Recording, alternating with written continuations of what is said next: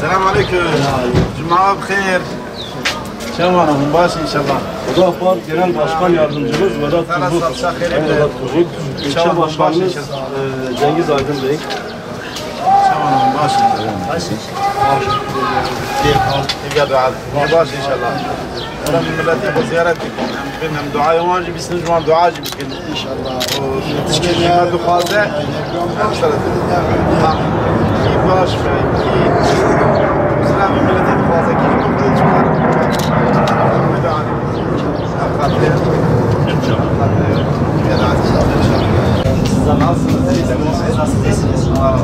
İşler nasıl? Hoş geldiniz. Sısırdı programı yok.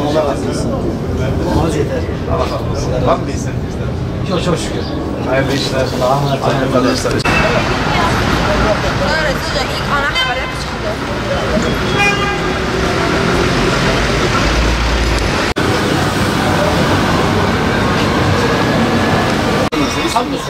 İşler nasıl?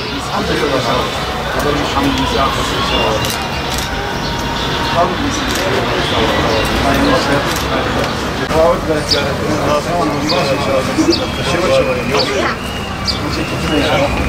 Teşekkür ederim. Murat sen de benim aslında ziyaretimden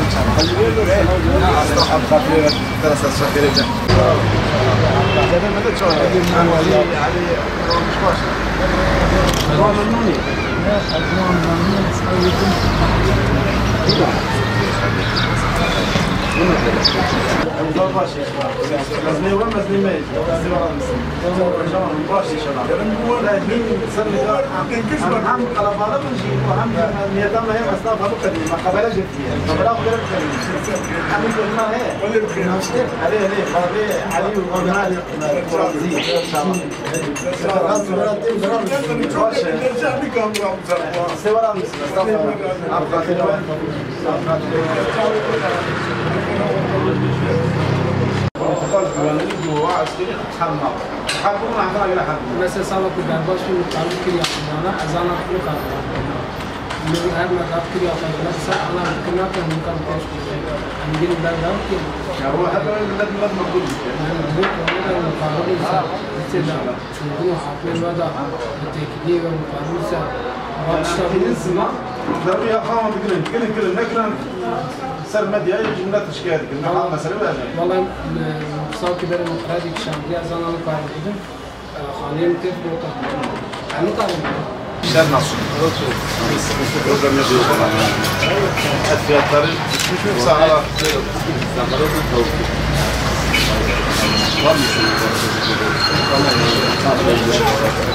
Eski şey yok zaten o ikinci olaydan sonra bayağı bir potansiyel düştü burada. Bayağı bir eski kazıkmaları falan böyle etkiledi.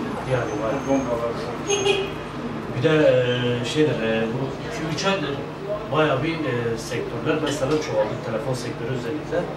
Bu caddede en az 5-6 tane açtı. Varsa talepleri, istekleri, işler nasıl iyidir? Sağ olasın, ortaklar. Allah Kur'an versinler. Mücadele ediyoruz. Onun yanında isminizi Allah'tan bekliyor. Hayırlı işler, sağ olun.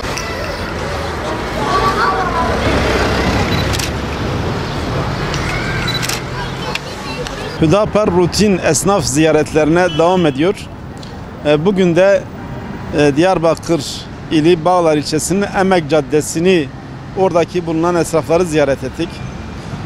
Doğrusu Emek Caddesi'nin esnafı daha önce gözde esnaftı. Herkesin uğrak yeriydi. Ama özellikle son çukur siyaseti ve sonrasında ki patlamalar buradaki esnafın işini belki %70, %80 oranında etkilemiş ve nitekim o günden beri belki düzelir, belki bir ümit kapısı açılır diye bekleyen esnaf, hatta kirasını ödemeyen esnaf, hatta belki de karı bırakın sermayesini harcayan esnaf 2018 yılının da kötü geçeceğini, 2018 yılının da belki 2017'yi arattığını görünce şu an birçoğu kara kara düşünmekte. Birçoğu acaba dükkanımızı, iş yerimizi kapatıp başka ne yapabiliriz, ne iş yapabiliriz gibi arayışlar içerisine girmektedir. Ülkede bir istikrar lazım. Zira şu an halk istikrar istiyor. Esnaflar istikrar istiyor. işverenler, işçiler istikrar istiyor. Zira gerek gizli gerek açık yapılan zamlar ve gerekse zaman zaman belki de piyasayı rahatlatma adına, belki de çiftçileri bir nevi köylere cezbetme adına bazı teşvik kredileri verilmekte. Ama gelen duyumlara göre o teşvik kredileri maalesef ranta dönüşmüş. Yani düşünün, öyle bir kimse kredi alıyor ki belki hiç köye uğramıyor. Belki de o 300 küçükbaş hayvan kendisine verildiği zaman onu satıp onun parasıyla belki farklı işler yapmak durumunda kalıyor. Bu da malumunuz Türkiye'de yüksek olan et fiyatlarının düşmesine de engel olmaktadır. Dolayısıyla başta yetkililer olmak üzere hükümet bunu göz önüne alması gerekir. Bunu masaya atılması gerekir. Zira biz defaten dile getirdik. Bu ileride bir travmaya yol açabilir.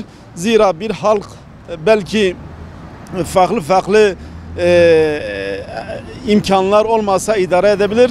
Ama aç olan insan, geçimini yapamayan insan patlamaktan başka, bir reaksiyon göstermekten başka bir şey yapamaz. Dolayısıyla esnafı, halkı rahatlatma adına Kürt meselesi başta olmak üzere bütün sorunların ivedilikle en uygun yöntemlerle belki adaleti merkeze alıp çözmek gerekir diye düşünüyoruz. Hüdapar'ın ziyaretleri devam edecek. Saygılarımla.